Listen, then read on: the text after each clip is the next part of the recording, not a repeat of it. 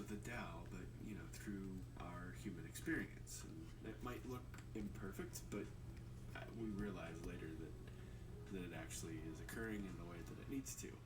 And part 2 talks about the keys to the universe and beyond, basically saying, well, look, if you want to tap into the Tao, don't concentrate on things that you think are great, like big effort, big energy, all that kind of stuff. Allow it to be, allow it to flow, and you can tap into the gifts of the Tao. Okay, so let's put that back together. I'll read verse 45 again.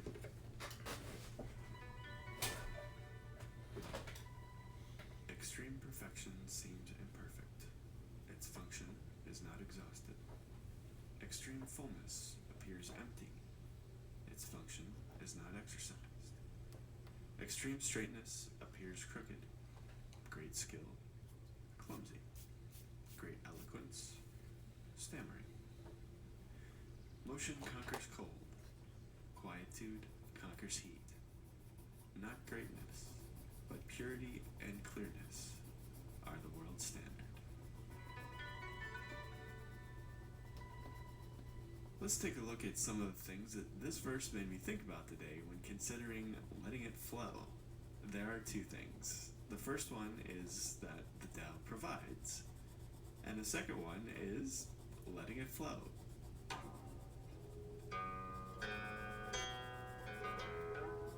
The Tao provides.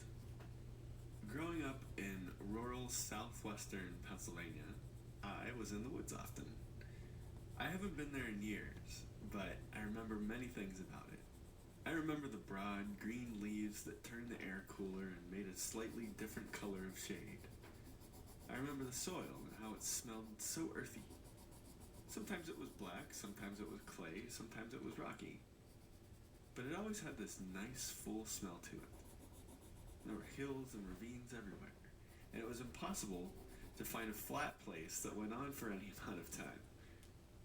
We had robins, worms, little bugs. We had deer, turkeys, raccoons, skunks, squirrels, and the occasional mountain lion and bears. My travels have taken me to other landscapes since then. I think the most austere place I visited was the northern tip of the Sahara Desert in Tunisia. At first glance, there was nothing but sand to meet the horizon. But after a while, I started to notice things. Little things that popped up out of the sand. Little hills came up out of nowhere. And these little scrubby brushes that didn't seem like they could thrive there were there. And then I looked closer and saw sand-colored spiders and other insects. And though it looked sparse from an outsider's perspective, I found that the desert too was teeming with life. Now, regardless of the landscape in which I found myself, I noticed that there was always some theme, some flavor of life that occupied it. Seemingly abundant or seemingly sparse, it didn't matter. There was an entire ecosystem in each place. There was perfection everywhere. In this verse, Lao Tzu talks about how things aren't as they seem. There's perfection and imperfection. There's abundance and scarcity. There are direct routes through curvy paths. I feel like taking a look at the desert landscape can help illustrate this for us. The desert I visited had everything it needed to be a desert, and life found a way. Despite the most inhospitable conditions, it seems nature could hurl at it. So how is there perfection through imperfection in our lives? Isn't everything that we need there as well? Not only to survive, but to thrive. In our own lives, our own circumstances, we have our little emotional ecosystems, our little interpersonal networks, and our lifestyles all around us, don't we? We don't really need to do anything, nor do we need to look very hard to see that we're supported pretty much no matter what. Of course, we have the power to change our personal ecosystems. We have the power to be dissatisfied with them. And we have the power to become content with them as well. Everything is provided for us to do so. desert change itself to a verdant, lush rainforest? I think so, given time and momentum gained from small microscopic changes that could occur over time. But would it be necessary? That's my question. So let's look at that perfect desert of our lives now, through the lens of Lao Tzu. How many seemingly imperfect things do we have in our lives? Are our relationships flawed? What was the last argument you had with somebody? After dealing with it and getting past it, wasn't there a bonding moment when you felt a little closer to that person? Have you ever had nothing to do and became bored, only to realize a little later that once you stopped and allowed your boredom to be there, a really great idea of what to do eventually made it in your mind? Didn't abundance come from that which seemed meager at the time? I'll bet you have experienced synchronicity before. You were thinking about something or set an intention for it, then saw related clues in random places, or a person you had been thinking about popped up in your life. Or you had thought about a desired situation only to find yourself in the middle of that situation later. And the kicker about synchronicity is it takes so little effort to put in motion and observe. Mere thoughts get that ball rolling. The most interesting part about it for me is how what I experience seems to take a most circuitous route, never arriving directly in my line of sight. So we can observe the third line in this verse. The direct path can seem twisty. What about things you don't think you can do well when compared to others? This can be weakness in hand-eye coordination, math, exercise, habits. Anything you're not naturally good at. And to overcome this, don't you have to work harder at it, practicing, refining, getting incrementally better at it? And when you've mastered it, have you realized that you've been able to do a deep dive into an area that most people don't need to? I'll bet once you master the thing, you know way more about it than anyone else. What appeared clumsy at first has turned into a great skill. Have you ever listened to someone that didn't speak fluently in your language for whatever reason? It could be a speech impediment, a foreigner, a child maybe. If you really listen to them, don't you hear words and meaning behind it? Despite its rough auditory exterior, there's a message, and sometimes it's a profound one. Nothing is what it seems on the outside. The desert is actually full of life, despite what our first glances would tell us. We are not our immediate perceptions. If we but look past those things and cultivate a connection with the Tao, we can find all we ever need through it. The Tao provides. It may seem imperfect. It may seem meager, twisty, clumsy, or incompetent. But beyond those superficial observations that we make, if we take some time to get still and observe, we'll find that it's all as it should be and unfolds exactly on time, every time.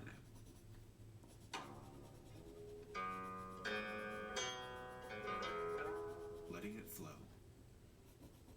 Like a river, our experience of the now flows. It flows constantly and without effort. In fact, it's more than our experience or even our perceptions of our experience. It's the Tao. The Tao flows effortlessly, and it does so in our lives. So, what if we embrace that flow? I feel like the pivotal line in this verse, at least for me, is the one where Lao Tzu says, "Extreme straightness appears crooked." What does this mean? Well, to me, it means that regardless of how or where the river of the Tao flows, it touches everything, everywhere, all the time. And for me, in this moment, this line kind of sums up the greatest experience I've had with the Tao so far in my life. As a high schooler that was just introduced to the Tao of Pooh by Benjamin Hoff, I somehow internalized this thought, and it stuck with me through the next 20-some years. And last year, when I was ready to receive the wisdom of the Tao again after all that time away, I had this feeling of peace that kept me coming back to the Tao Te Ching over and over. And now, talking about this verse and this specific line, I'm feeling that peace once again, only this time with a little life experience under my belt. And I cherish it even more. During life, during the times when we find ourselves growing into adulthood and resisting the environment in which we find ourselves, wishing for better things for ourselves and for our families, wishing we had a certain social status, we're unwillingly trying to make the river of the Tao straight. It seems that a straight line is the shortest distance between 2 points, at least in basic geometry. Okay, so that's basic geometry, but not our experience of the Tao. I never really learned to not apply some things I learned in acting into life until I started studying the Tao.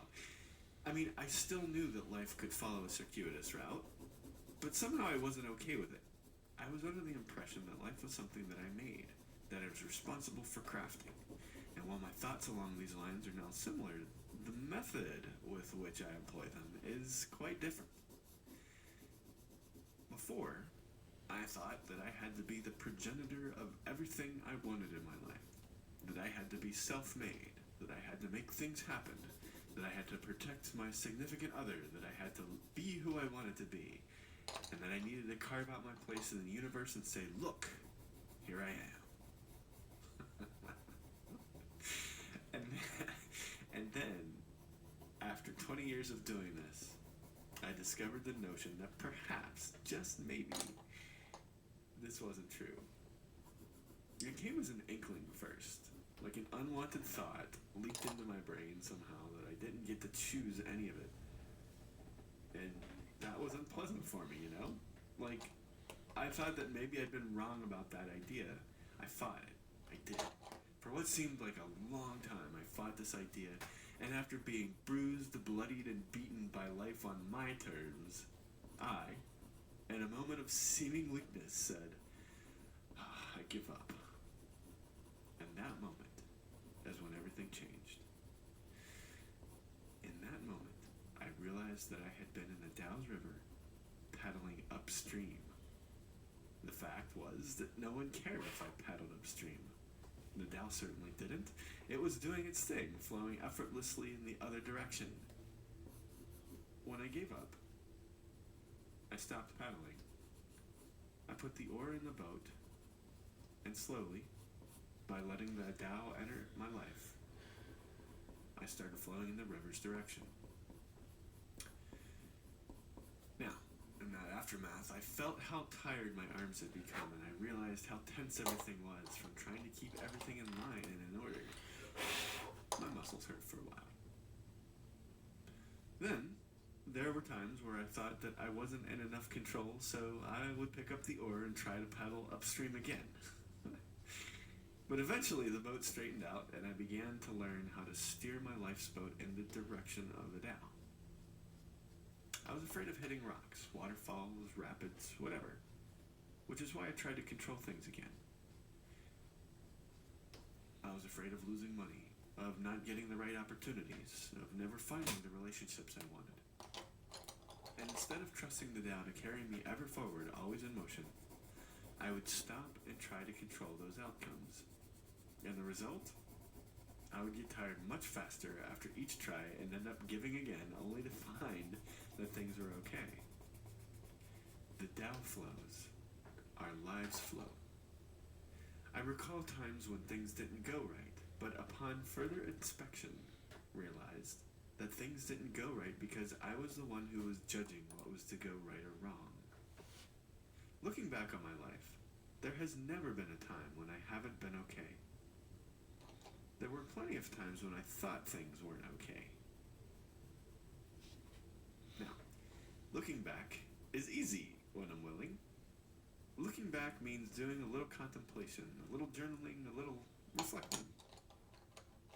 What's more difficult, in my opinion, is trusting the Tao to flow in the now. And I think this is what others may call faith. Personally, I have a slew of experiences that tell me trusting the Tao delivers me safely down the stream. For me, I've found the trick to be taking a situation that I think is wrong, unpleasant, uncomfortable, that sort of thing, while it is happening. Usually, I'd be inclined to bend the situation to my advantage, or I'd worry about its consequences, or try to control its outcome. But now, I try to recognize the seemingly undesirable state and become willing to see what the lesson is. I ask myself in the Tao, what is the learning opportunity here? Sometimes the answer comes before the learning takes place, and sometimes it comes after the situation is passed. But I always discover to my delight that if I have been open and willing to learn, there's always something of unsurpassed beauty to which I have been witness. The natural, flowing, divine unfolding of the Tao. Let's summarize. To wrap up my experience with this verse today and considering letting it flow, I thought about two things. Number one, I thought about the Tao provides. And number two, I thought about letting it flow.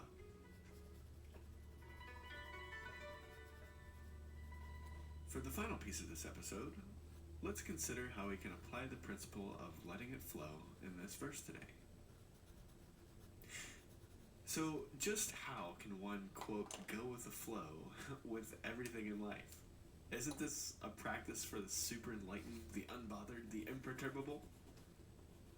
Isn't this a superpower?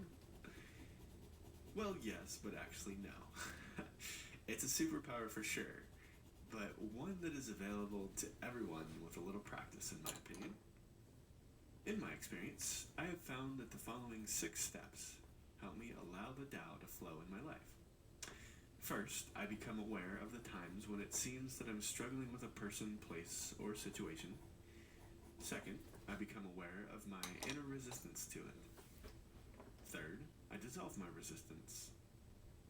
Fourth, I allow the person, place, or situation to be as it is. I participate in it as best I can if I need to be in it. Fifth, I reflect on the experience later and ask the Tao to show me the lesson or lessons that were embedded in it. And finally, I express my gratitude by appreciating the experience. The cool thing about this process is that you can use it in the present, or you can go back to something with which you've struggled in the past. It's a really useful process to clear away some of the negative stuff we hold on to so that we can receive the Tao's gifts. The gifts are always there. We just need to look in the right direction. So, would you like to practice this with me right now? If so, I should tell you that if you have experienced an event that was traumatizing, you should not listen to the rest of this episode. You should explore and heal from this trauma with a trained professional. I'm not a therapist or a professional of any kind. I am just a human, doing the best I can to share my experiences and what's worked with me. So, let's take a deep breath or two and get comfortable for a moment. Let's also ask the Tao to show us something new today. Thank you. Think about the last day, week, or month. What was the last thing you struggled with? When can you remember feeling that something was unpleasant to deal with? Something that needed to be over, or something that you felt wasn't in your path or interrupted your flow? It could be anything. Who was involved? Family? Friends? The world, maybe? Work? What was the struggle about? Okay, now we're becoming aware of it. We've taken the first step.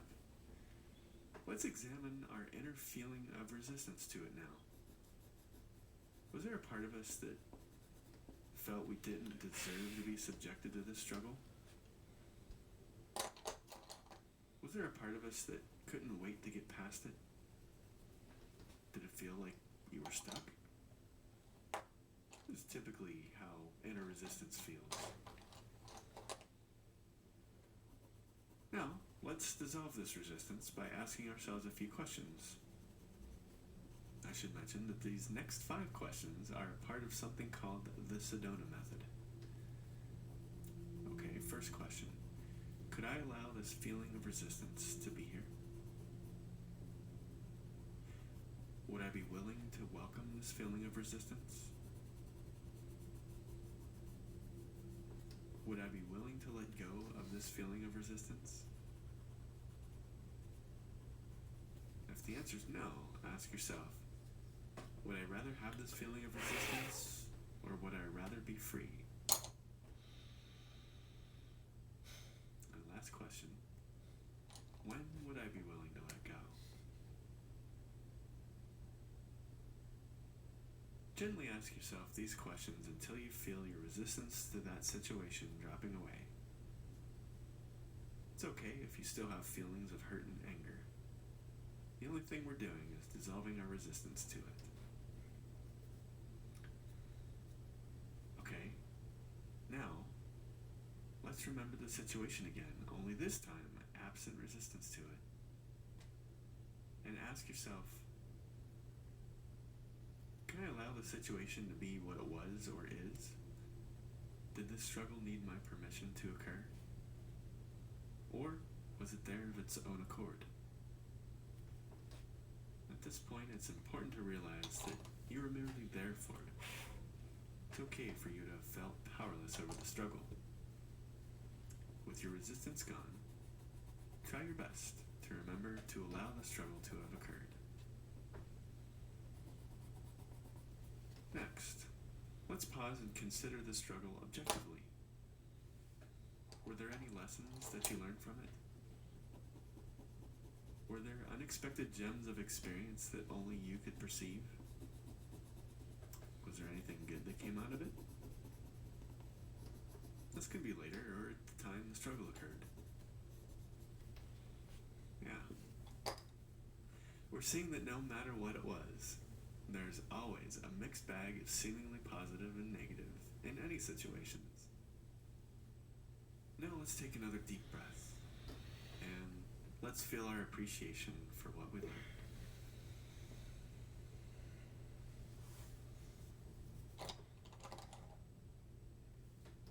Let's remember that what we learned was a gift from the Tao. Always there, always on, waiting for you to discover it. This is a feeling of gratitude, appreciation for the moment. Thank you for letting me share this with you. These are just some personal techniques that I've developed for myself, and I've found that I can apply them when I want to review something that happened in my life, or I can apply them to the present when I become aware that I'm struggling with something.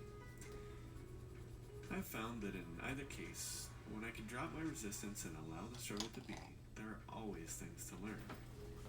They might be small and cool, or they might be momentous and game-changing.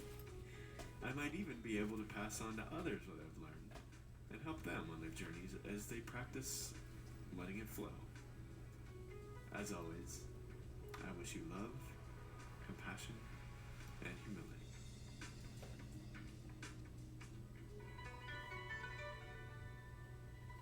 To close out this episode, I'll leave you with a final reading of verse 45 of the Tao Te Ching, translated by Dwight Goddard. Extreme perfection seems imperfect. Its function is not exhausted. Extreme fullness appears empty. Its function is not exercised. Extreme straightness appears crooked. Great skill, clumsy. Great eloquence, stammering. Motion conquers cold. Quietude conquers heat. Not greatness, but purity and clearness are the world's standard. Thanks for listening to an episode of the Tao Te Ching for Everyday Living with your host, Dan Casas-Murray. This podcast is for the Tao curious, those looking for a random bit of wisdom once in a while, or for those who want to dive into this wonderful teaching. In each episode, we do 4 things. 1, we read a verse of the Tao Te Ching. 2, we break it down into everyday language. 3, we discuss my own thoughts and experience with the Tao.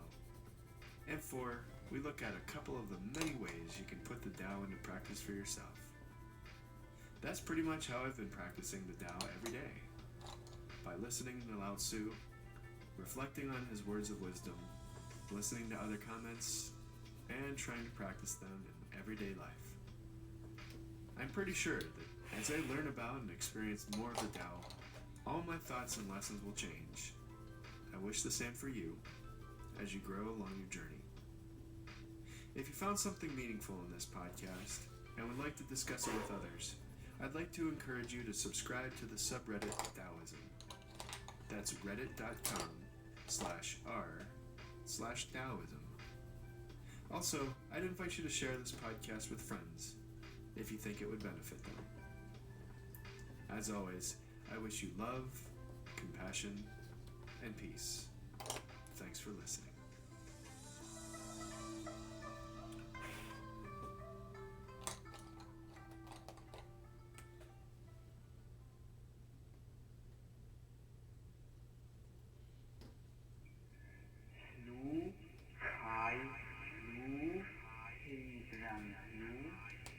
What's this Tao about?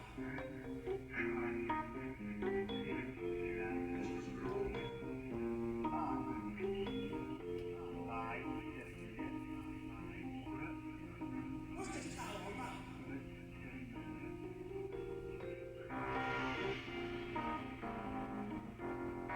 You're listening to What's This Tao All About? A lighthearted look at Taoism featuring Dr. Carl Totten and Todd Perry. Carl is the founder of the Taoist Institute in North Hollywood, California. Todd Perry knows a little about Taoism and is mainly here because he owns a few microphones. Now, let's learn. What's this Tao all about?